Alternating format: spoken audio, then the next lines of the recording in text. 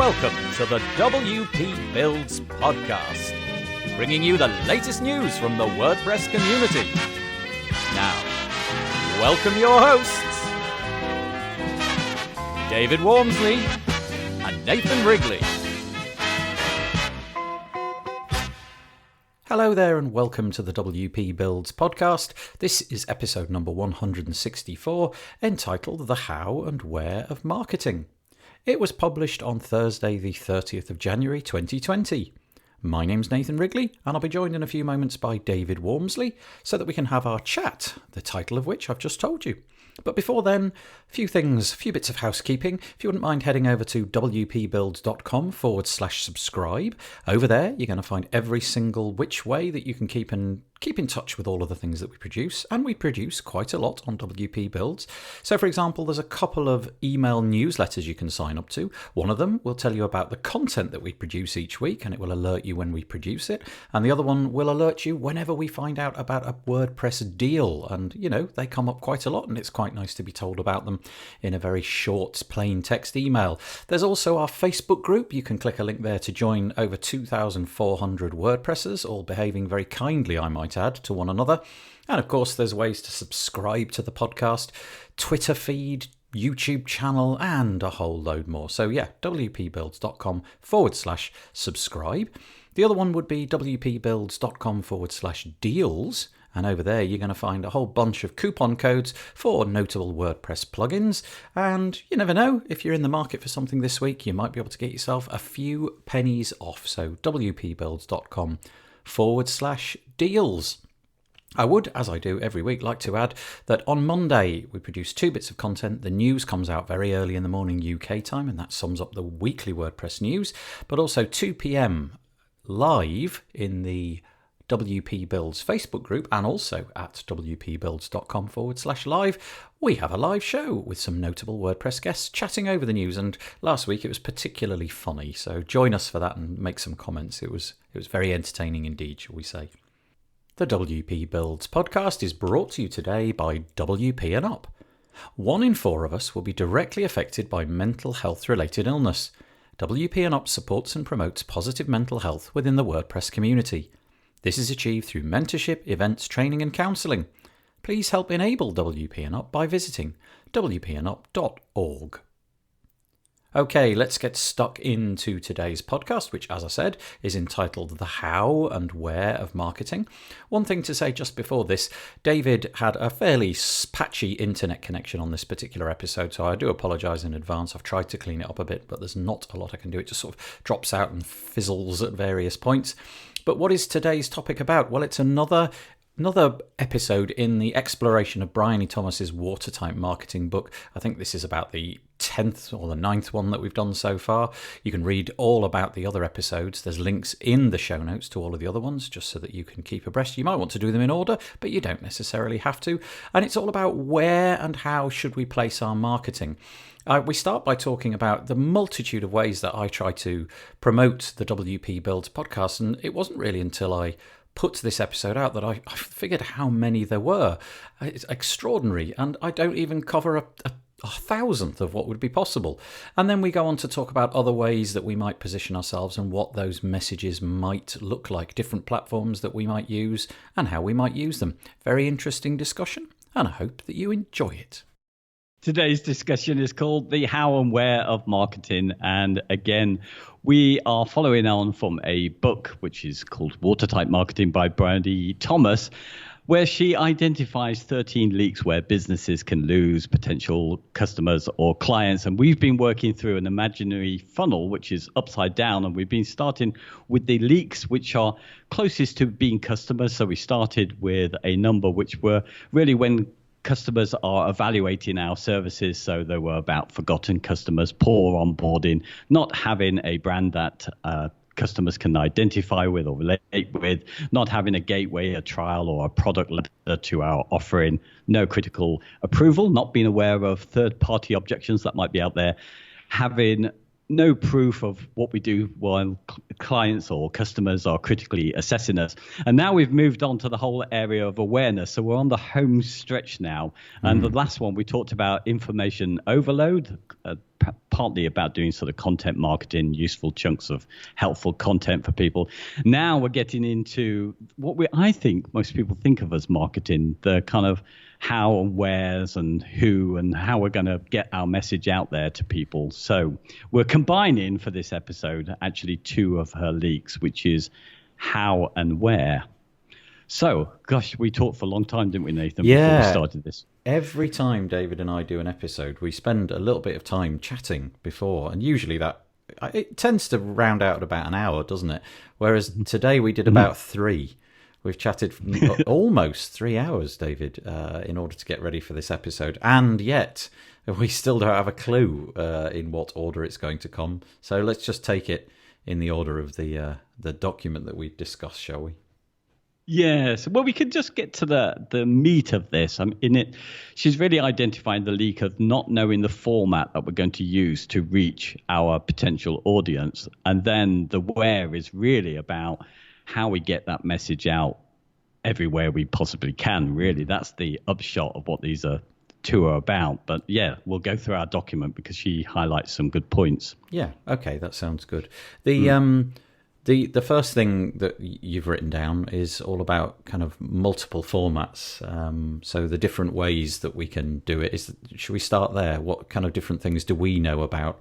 I suppose stretching right back to the sort of things that would have been around in the pre-internet age as well. Yeah, exactly. I mean, it's interesting because this book, isn't it? Is going back 6 years from when we're recording this, so 2014, and she's still, if you like, talking about the fact that people should be getting up to date with a lot of the digital stuff, but also reminding us that people still love the traditional methods. So, and there was a good point she made, which I thought was interesting, about larger companies, that some employees will still present to their senior staff briefing documents on something they will need to know. And that could possibly be relevant. If we don't touch print at all, we could be missing out on quite a lot, really. Yeah, I was listening to a podcast completely unrelated to WordPress the other day, and it's a very technical podcast, so it is all about the internet and so on. And yet one of the contributors to that, despite the fact that they're heavily into technology, they said, I far rather consume my news and indeed kind of just general reading via paper method. So it's a daily newspaper that he buys. He still likes to buy magazines, even though all of that content could be consumed on an iPad or a mobile phone largely these days. And he still likes to buy a book as opposed to reading it on something like a Kindle. So my feeling is that audience, though, is dwindling. He was the only one on the panel. There was 4 of them on the panel, and not only were the other guests sort of saying, no, well, that's not how we consume things. We don't buy newspapers. Everything is on an electronic device. But also, I think they found it kind of sort of slightly parochial and quirky that he had that opinion. So I think that too. I think it is on the decline. My children don't really consume anything in formats that are not electronic. I can't remember the last time any of them came home from the shop with a magazine in their hand. And if there is a newspaper lying around, because one of our family members still buys the newspaper every single day, they never pick it up. They're not interested in it. It doesn't have that same kind of pull on them. Yeah. Do you think that the balance, though, is shifting since this book? Because, I mean, at the end of the day, all I ever do is to try and get clients to start thinking about how digital can do so much more for them. So most of the ones that I know about, they will know about their trade publications that they'll publish in without thinking. They probably won't measure these kind of things and expos that they need to go to promote their product or whatever. And I have been all the time I've been doing this saying, you can measure everything online and everything's online and you can be everywhere, which you were talking about online. I'm just wondering now, with the high ticket service or product that we're talking about, where somebody has to make a lot of decisions, do you think it's going the other way now, where we need to start thinking a lot more about how we could be a little bit different? Yeah, possibly. And I suppose it depends on the budget in the project. So your example of like a trade magazine. So let's say, for example, I don't know, you're building a website for some kind of insurance company or something like that. My bet is that there probably is a trade magazine. I never kind of figured out how these things ever got started anyway. There's actually a comedy show on the BBC, which if you're living in the UK, you've probably seen. And each week they take a publication, some kind of industry-specific publication. So it might be Knitting Weekly or Freight, I don't know, sort of Industrial Freight Monthly or whatever. And they mock it because it's so ridiculous that a publication like this exists. But I suppose if you're in that industry, you would very well know if that exists, but it's not the kind of thing I could introduce them to. I suppose I would have to ask the question, look, are there any print things out there that you consume in your industry that I ought to know about? I'm not going to be able to have that conversation in the other direction. But I, for one, certainly wouldn't be advising any of the clients that I have contact with to be looking into putting adverts into newspapers or magazines, not only because I have no idea what the reach of those things would be, but also I've never really done that. I've never really worked with print or anything, so I would be steering everybody towards digital. But like I say, if they know of some compelling reason to step outside and go back to print or whatever it might be, then why not?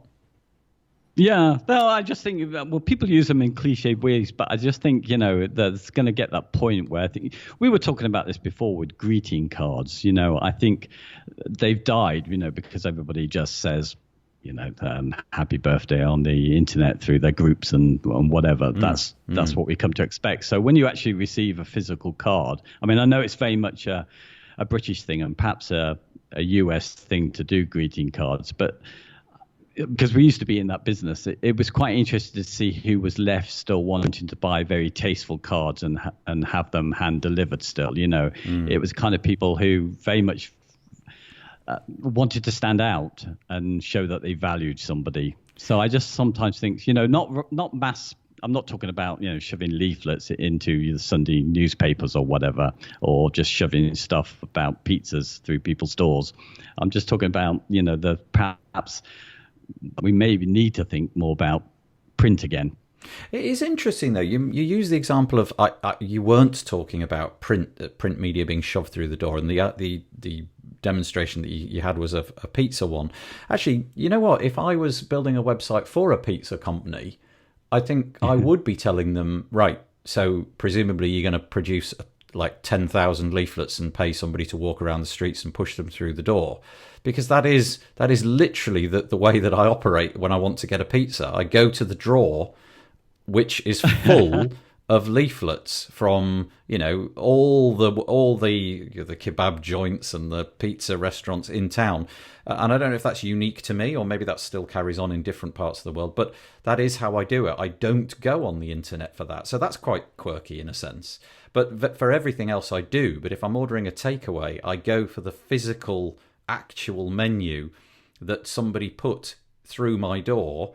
And so if you didn't put a leaflet of that kind through my door, I will not be calling you. So that's really on its head. But I can't think of a single other way where that holds true. Everything else, I would say, in my life is through some sort of Google search. So the key thing really is local. You go because it's quicker to get a leaflet for your local place that you're going to go and buy your pizza from. That's really it. So you could cut down a load of time. And also, so this raises another quirky thing. The purchasing decision is a communal affair. And so the menu hits the table, and they're quite big. They're kind of like, they're usually, by the time you've unfolded them all and got all the flaps and everything out, they're kind of like A3 in size, so they're like, I don't know, 30 centimeters high and about 50 centimeters across. And all the people gather round and go through the list and point, and we share, like, oh, what if you have that and I have a bit and you finish half of that and I'll... Anyway, so the point is, it's a communal thing, but nothing else has that same delivery mechanism, if you know what I mean. We don't pour over things in that way for anything else. So I think that is a bit quirky. Okay, but if we applied that logic then to selling a website to someone, do you think there could be something with delivering some kind of magazine to people who might be interested in having a new site that that can be passed around through different, directors and whoever's relevant. They could actually browse through that. Yeah, do you think it might work? Yes, I think there could be mileage in it. I suppose the only problem is knowing whose hand to put it in. Obviously, with the pizza analogy, literally everybody within a certain geographical radius is a potential customer. So just spraying them all out there seems like a good idea, so long as they don't hit the bin and they hit the drawer, which we call it the drawer of chaos. If they hit the drawer of chaos, there's a chance that it's going to be pulled out and I'm going to buy something from you. But, if you're approaching a company, I guess there's some mileage to it, but it feels like the scales, the balance of the scales have sort of tipped in favour of it's a bit of a waste of time. To try and create something for a particular company. The truth is, I don't really know, but it feels to me like print is probably less and less meaningful in just about every single line of business. I think that's my gut reaction. Yeah, but I'm convincing myself the other way now, because we were talking earlier, and it's not really in the book, that face-to-face, we're talking about how people like to consume their information. So we're talking about the how. And I do think when it comes to a huge chunk of people who need a website, is that they just too busy to get online. So getting in front of their faces, as a lot of people do really well. People like Yell.com or Hibu, I think they're called in the US, maybe in the UK as well. They do that, don't they? They literally have sales force that go out there and they go and contact businesses in their workplaces. So if you were combining the two, because it actually works. I mean, it worked on my brother. He went with them because he knows he needs a website, and it's the case with, I think, a huge chunk of the clients that I will get is that I know that they need to have something done, but they never get round to telling me. But if somebody was in front of them, if I was in front of them, they'd probably commit to something. I'd get them to the next stage. But I find it really difficult through email. Yeah. But I also think, what about the magazine might actually work if you were sending it out to businesses with a call, because you would save them the bother of having to go on the internet and search for web designers that you might want for what you. That's a terrible search. Have you ever tried to do that? Try and find a. Yeah. If you wanted to find a web designer, it'd be what a nightmare. Yeah. So many options. Yeah. It's interesting. I suppose just coming at it from a different angle. It feels like the modus operandi for gaining this kind of information has shifted during our lifetime to the point where in the past it was incumbent upon the advertisers to tell you they existed before you needed them. And the only way really to do that is to use something like a paper-based advertising. So let's say it goes into a newspaper, it goes on a billboard, it goes on a leaflet which comes through your door. So at the point where you suddenly need a new kitchen table, you kind of know. And if you didn't know, we had this book in the UK called Yellow Pages, which was a great big yellow book. It was about 3 inches thick, that they would leave on your doorstep. And it was basically Google for your local area. And the point being that all of that stuff was compiled before you needed it. So it was there accessible. Whereas now, I don't need any of that stuff compiled before I need it. I need it when I need it. So I use Google et al. To go and find what I need at the point I need it. So let's say, I want to buy a kitchen table. I am not going to go through the Yellow Pages to look up carpenters or furniture shops. I'm going to go straight to Google for that because I like the way it's presented. I like the fact it's interactive. I like the fact that immediately from that search, I can click on something and go directly to their promotional materials, aka website.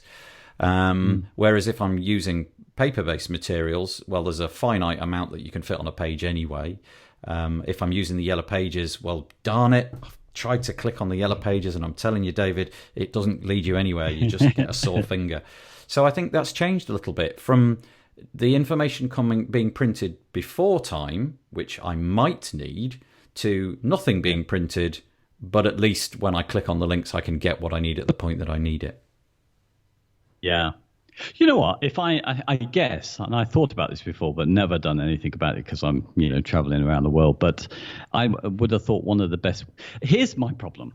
The thing is, it's fine when you know what you need. Yes. You're going to search for it because you already know. Yes. A lot of the time, you're trying to promote something that they don't know they need yet, and sometimes that is a website. Yes. You know that their website isn't doing the job that it needs to, so you've got to get before them.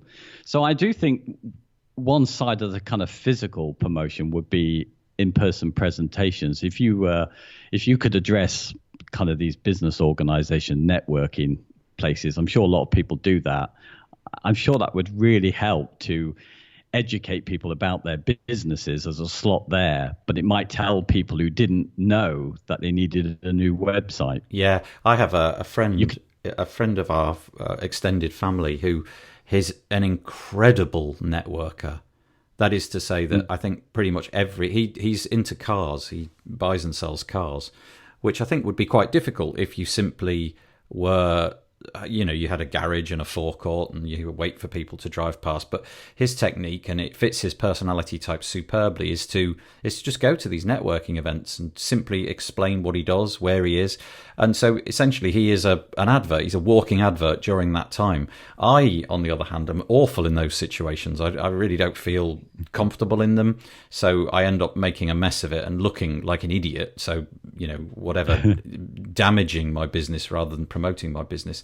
But I think that for the right personality type, those networking events can be great, but they just don't suit me at all. Yeah, and there are times up, and I think they are. You have to have local customers for that to work. But Right. it does have an advantage, doesn't it, over the digital? So I mean, the digital equivalent of doing the kind of presentation thing, it wouldn't work in the same way. So you could put on, like we do, videos and podcasts, and we could even have kind of online conferences as well. But people need to search for that thing to found us. Yeah, it's a good point. And I think that's the thing, isn't it? Yeah. I wonder if search will even be the sort of the way that we do things in the future, because you go back 20 years prior to Google, and clearly that wasn't a way of doing anything. It was either word of mouth or looking in these publications, things like Yellow Pages or some kind of business directory. And then the internet came along and we developed this search metaphor, and now everybody searches for everything if they don't know something. But you're always mindful that history shows that what we've got right now is not what we're going to end up with. Just wonder if search in the end will be replaced by some other technology. It feels like voice search and things like that are just sort of starting to gain a little bit of traction. So the idea that we'd go through search engine pages may not be the way it's done in the future.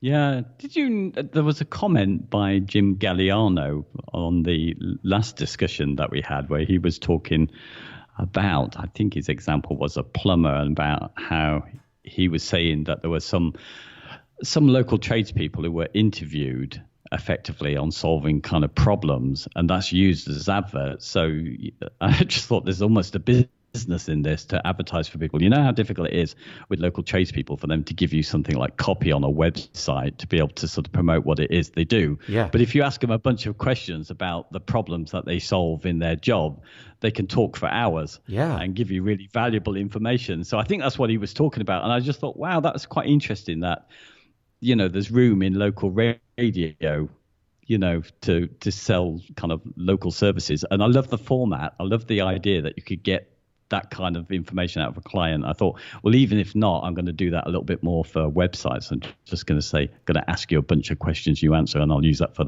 copy. And that would just be text copy on the website, or would you literally be recording their audio and putting that up, or possibly with like an attached YouTube video of them saying it to the camera? Wouldn't it be great if you could get clients to do that? But I just thought it was ingenious. I just thought that was a really good point from Jim. I've not heard that because, like you, I don't listen to kind of local radio. But if people are doing that, I think, well, it's engaging because, again, it's content marketing, isn't it? It's kind of advertising and content marketing. I think that's his point, kind of combined together. Yeah. But in a format we're not used to. But yeah. I mean, so we're sort of touching and skirting around the fact that everything that we've said so far seems to have dwelled upon the fact that there's now types of content which feel a little bit obsolescent, print and so on. Certainly from everything, that I've been saying, that's kind of the direction of travel. But of course, it doesn't just stop there, because the online content, there's so many different formats to that, and we've just touched upon it. So, for example, it might be that you want to consume text-based content, you want to read it, or in the case of this podcast, you've got the choice to read it because it gets translated, or listen to it, or perhaps you prefer to watch videos, or you might want to interact on Facebook, or you might want to go through Twitter, or Pinterest might be your thing. The point I'm trying to make badly, I think, is that there's millions of different formats that millions is an exaggeration. There's multiple different formats. And knowing which one your customer is most likely to hit upon is difficult. And so it feels like the mantra in more recent times anyway is just be everywhere all at once. But that, of course, leads to different problems of oversaturation. Yeah, absolutely. We're very sensitive to that because we feel like some people are just there too much ourselves. Yeah, we are here too much. Yeah, we're around too much. But yeah, and I just wonder if that's I've seen some people, I don't know if this is really truthful, but just some people that I know or used to follow, you see them cutting down a little bit. And they were the people who used to have that mantra online of be everywhere. And they had everything on automation. So it felt, in the early days when I used to follow them and didn't understand how they did it, it did feel like they literally must have spent all day long, literally, talking to people on various channels. Yeah. But they seem to have disappeared a lot. So I wonder if there was another trend going against that. Yeah, kind of like reacting against it. I wonder if those people, though, had a very large amount of success at the beginning because they were some of the first people to bring that idea, and they were on the internet in a time when internet celebrity was just for a handful of people. Whereas now the capability, here's a perfect example, me doing this podcast, the technological barrier to doing that is almost zero now. So maybe it's just that everything's got a bit watered down. And so, perhaps they were used to being slightly more famous, shall we say, and it just isn't paying off in the same way that it did in the past. I'll give you an example of like the technical capability. So just using this podcast as an example of possible oversaturation, which it hadn't really occurred to me until we were chatting before this that I may very well be enormously guilty of. So you and I record this episode, I turn it into a podcast, and I publish it on the WordPress website. I write a post about that, and then all sorts of little automations come into play. And you'll all know these tools, so I don't need to name them. But I have a tool which scrapes the RSS feed every X number of minutes, and it detects that, oh, look, there's a new podcast episode on the RSS feed. It then posts the excerpt from the post out to Twitter, to Facebook, takes the featured image along for the ride as well. It will go to Pinterest and LinkedIn and all of these other things. Meanwhile, another service that I've got is scraping the audio and turning the audio from just audio into a video with like a little waveform and a picture of the album, the featured image and so on. And then it pushes that out to YouTube, and it could push it to LinkedIn as well, because they now do videos in that way as well.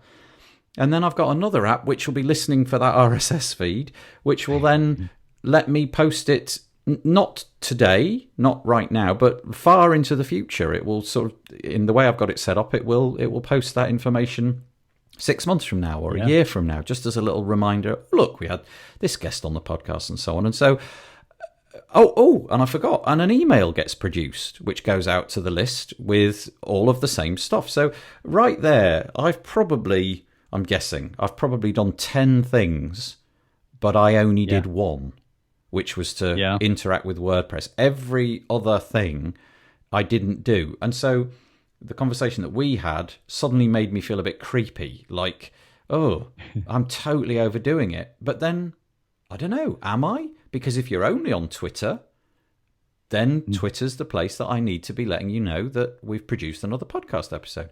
If you're only on LinkedIn, over there. Yeah. My fear is that you're on all of those things and you just think, oh good grief, he's at it again. Look, he's posted the same thing in 14 different places. What an idiot. And in that sense, I am. I'm just playing the game. Well, the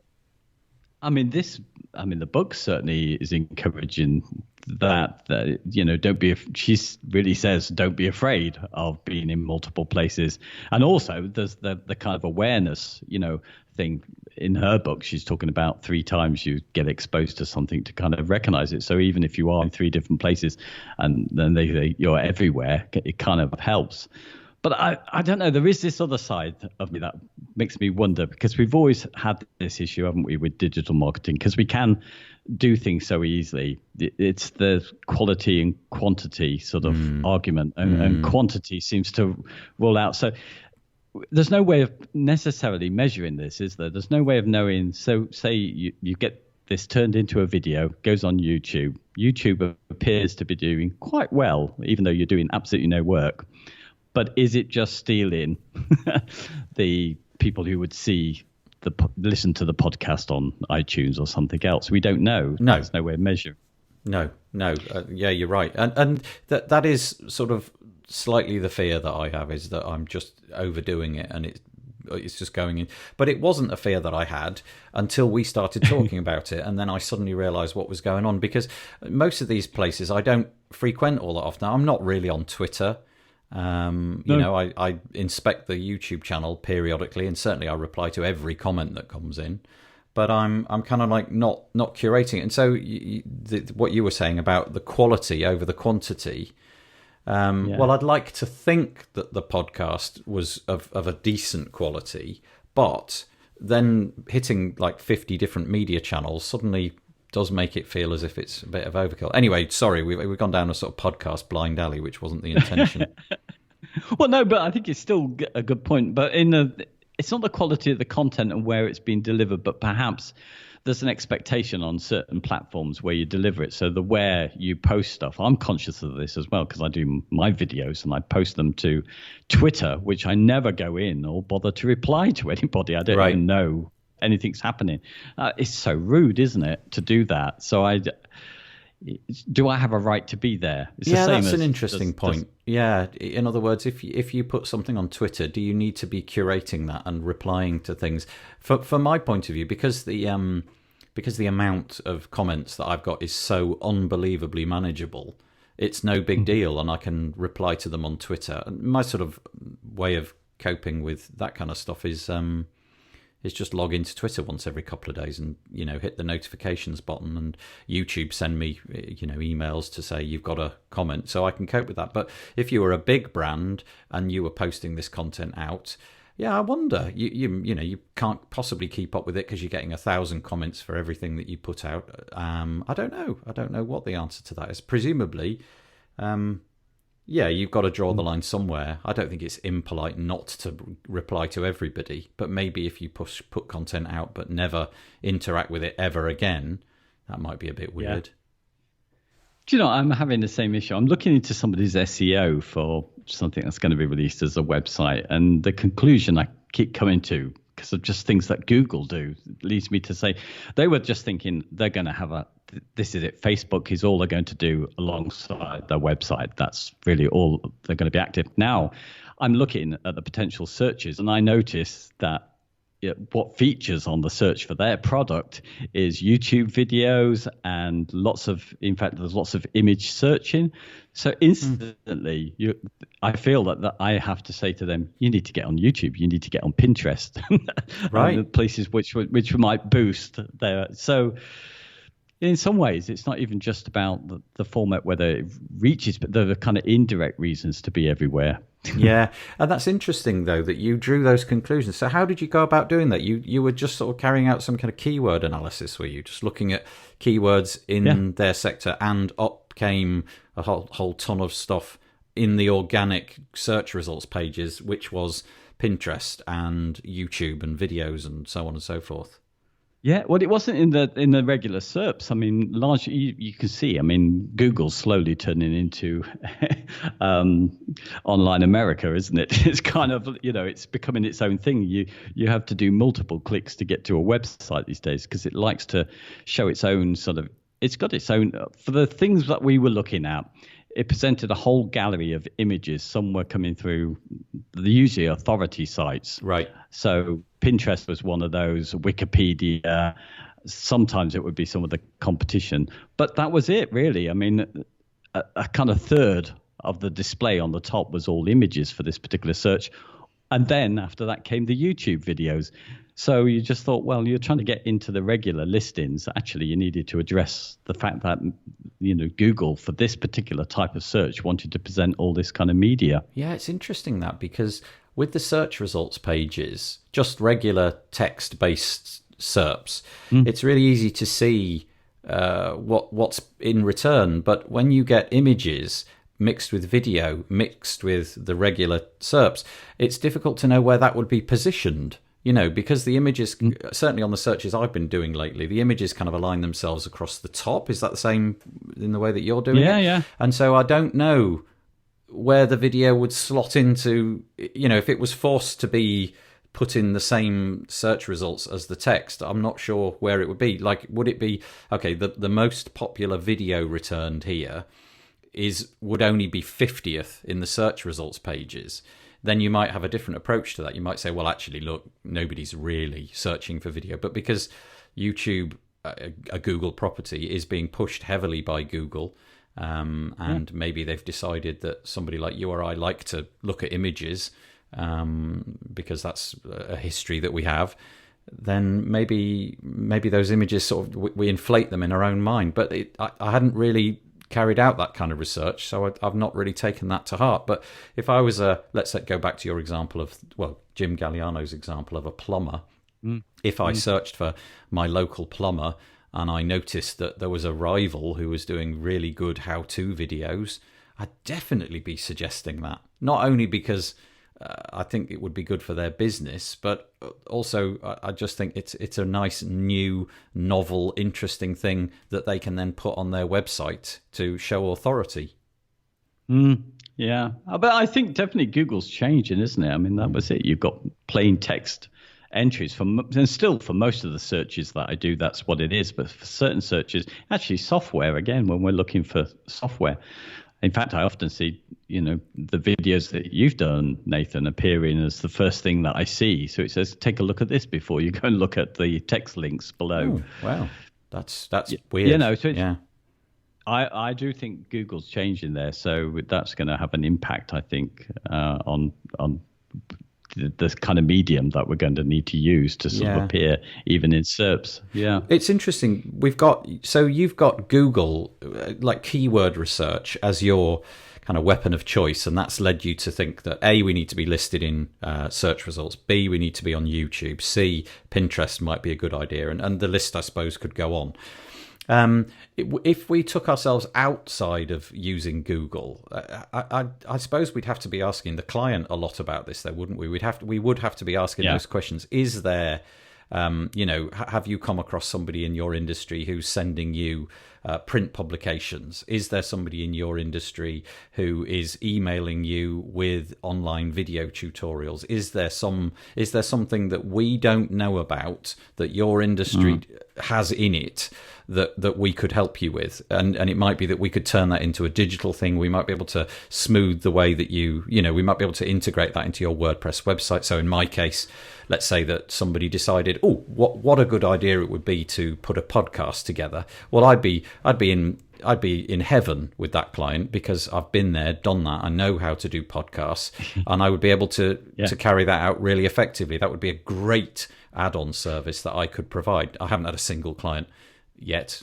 Is that right? No, I haven't. Who wants a podcast? But that would be, a superb thing. And the same would be true in all sorts of other ways. If they wanted print media, well, I know somebody who could take that off my hands immediately. But you've got to ask those questions. Yeah, the book talks a little bit about where people are looking, and it's asking to do that research, ask to try and find out where their potential clients or customers will be asking questions about the business and be there. I mean, it's slightly different, isn't it, for what we were talking about, where we're being everywhere by publishing this content out, like with WP Builds going on to YouTube, because you're not active in those forums. There's not much there. Well, she's talking about it in the book a lot of the time. I think a lot of the time thinking about trying to be wherever anybody's asking questions which are related to your industry, where they might be asking. So where they might go to ask about a plumber, whether they're going to go, I don't know. There's lots of different places, aren't there? Lots of different forums where you might ask those questions and be there.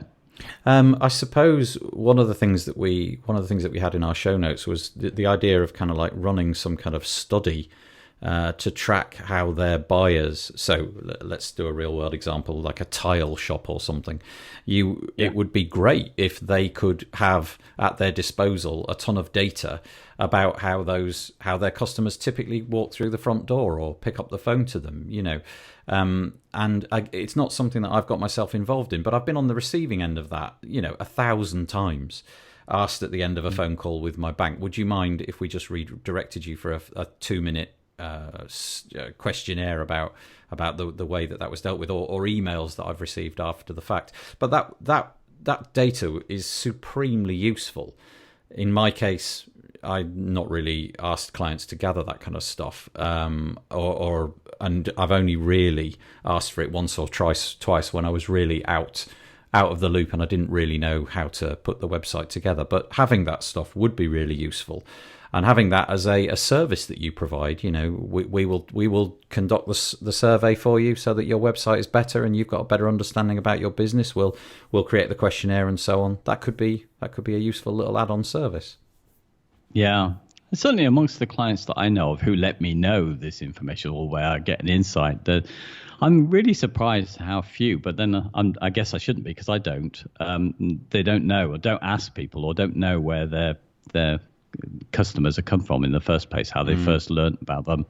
So it would be interesting to do it ourselves. I think it's fairly easy. In your case, you have a good insight to where yours have come from. Yeah, I mean, it's because my business is mostly local, it's pretty easy, and often it'll be somebody that's been referred through some other person, so that connection was easy to understand. But I suppose as your business grows geographically and you have less of an understanding of where these people are or how they got there, carrying out that kind of stuff is interesting. The only downside, I think, is that I think gathering that information could be quite a demoralizing thing. And what I mean by that is I don't know how willing people are to spend 2 minutes filling out your survey. Certainly when I wander through my local town centre, there's always a little phalanx of people, and they're usually wearing some kind of like bright bib, and they've got a clipboard and they want to ask your opinion on everything. It might be politics or it might be bathrooms, and this is that happening in the real world. But I'm really reluctant to speak to them. I just can't get into the swing of talking to a stranger about something that I wasn't thinking about 5 seconds ago. But I suppose asking this information from clients who've already been through your process, that you've built a website, it was successful, they're happy. Why not ask them at the end? It works for our business, but I don't know how it would work for the tile shop example I gave a moment ago.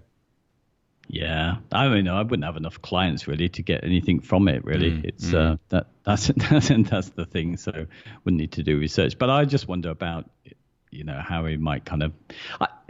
It's one of those difficult things. If I'm trying to encourage people to get more into digital marketing and get into all of these things, so they won't be aware of things that you do for WP Builds, this whole kind of repurposing and sending things out everywhere. Most of the clients I know wouldn't kind of know that actually happens. But then I would always have this difficulty of knowing how much time to encourage them to put in, or money to get me to do it.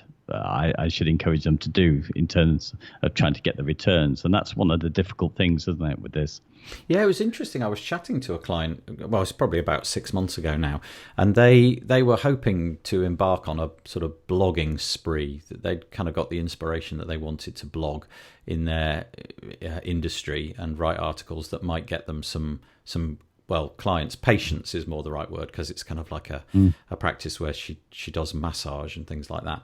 And she she was talking and we were talking, and I didn't even talk about the whole repurposing of the content. She just said, "Oh, of course," and then I'll post it on my Twitter channel, and then that opened up the conversation. Oh, interestingly, you know, all of that stuff can be automated, and she, oh, really? You can post it? So just completely unaware that it was even possible, and yet I was so oblivious to the fact that this was important, because to me it was second nature that you could achieve this really easily, set it and forget it style, that I didn't even mention it. Of course, to her it was like a complete revelation. Really? I don't have to do that? Really? The emails can be automated? Really? And I don't know whether she took off on that or not. She certainly took the names of the plugins and the services that I'd used, but whether she did anything with it, I don't know. Yeah, well, it's exactly the same thing I was talking about when I was doing the keyword research. It's the same thing when I'm introducing the fact that perhaps they need to be, and I had to throw in, I don't know how this is going to go, you know, whether they're going to come on board with this, but they really were thinking they were just going to do the one social media, because I'm sure they were thinking about the time that's going to take for them to do it, you know, introducing the idea that you could set some of these on just to automate those and have that build up your general domain authority. That's really quite difficult to get over to somebody that they can do all that. But it is about us knowing those tools. Yeah, that's true. So, yeah. Returning for a minute to the survey idea, or polling your customers or audience or whatever it might be, I suppose we have kind of entered a period where a lot of that stuff can be automated as well. And what I mean by that is, you know, if you're able to and have understood, or would, you know, you've implemented in the past things like a Facebook pixel, or you've run some kind of targeting and you've looked at that data, I suppose it doesn't need to be as hard work as it once was. I'm no expert at this, but obviously, you know, I have an understanding of what's possible with Facebook and Facebook audiences, and you know, I, for example, could quite easily target all the links on the WP Builds website, and then should I in the future launch a product or something like that, I would then have all of your emails, and so my message, hopefully at that point, would be highly targeted, and I wouldn't be spraying things, posting things through doors, wasting money on print adverts, wasting money on generic adverts.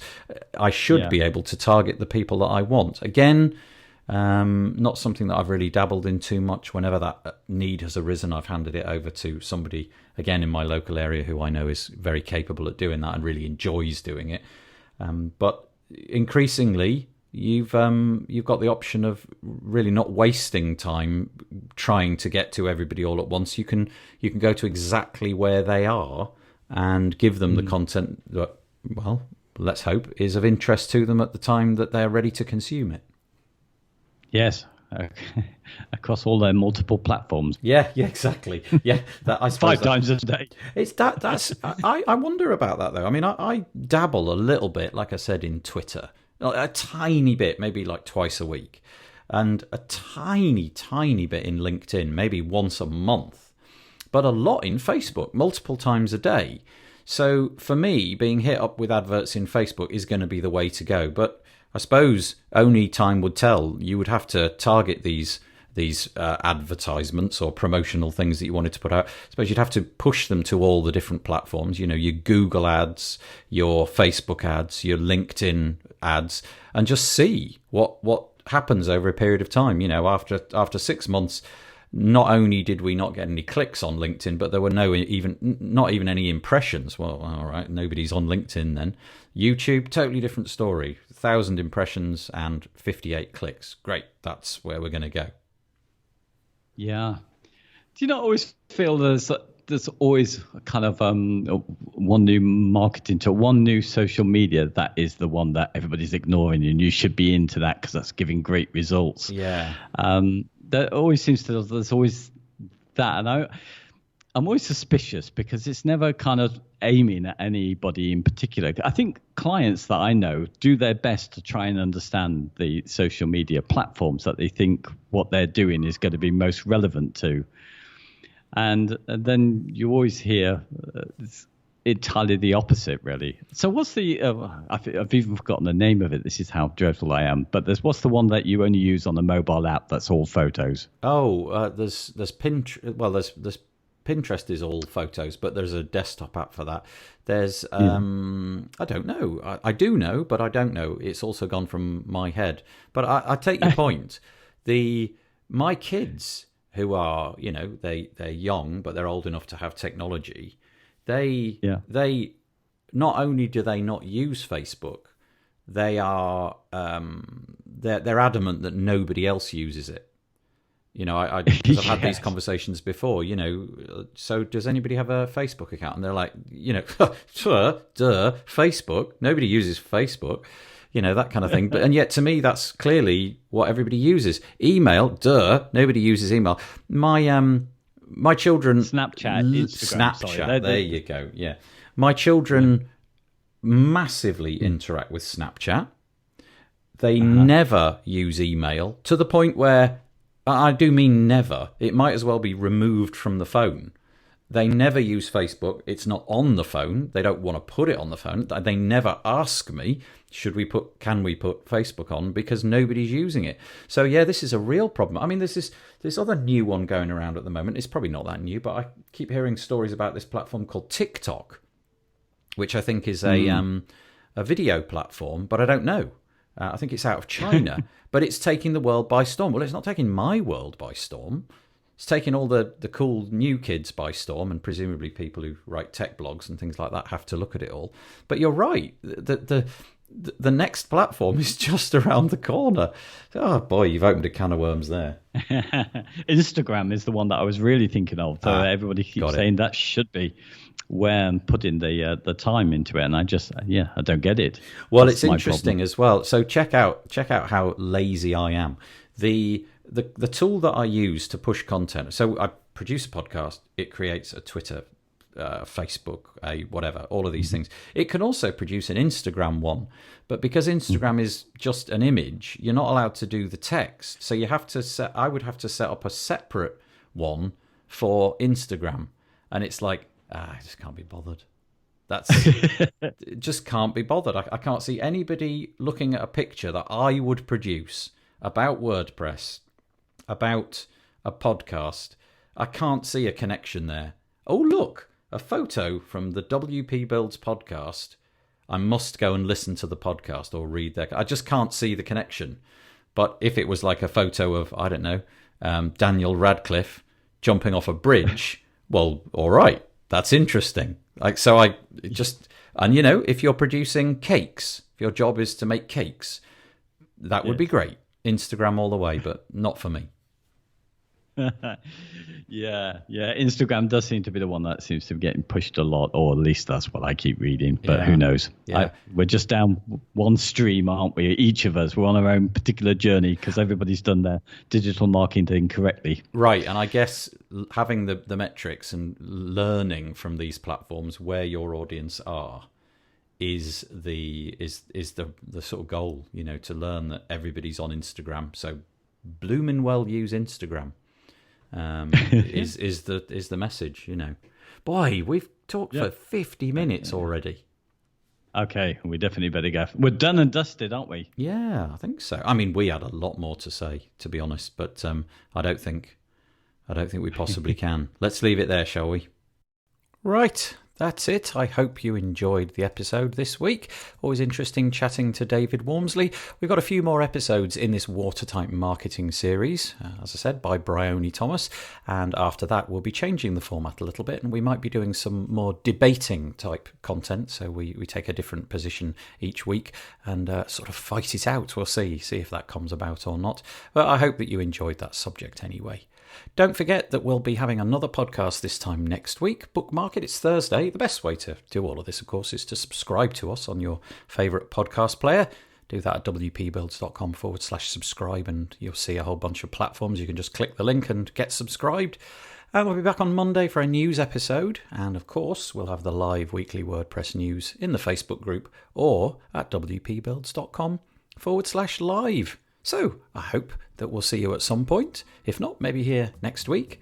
I'm going to fade in some very cheesy music and say bye-bye for now.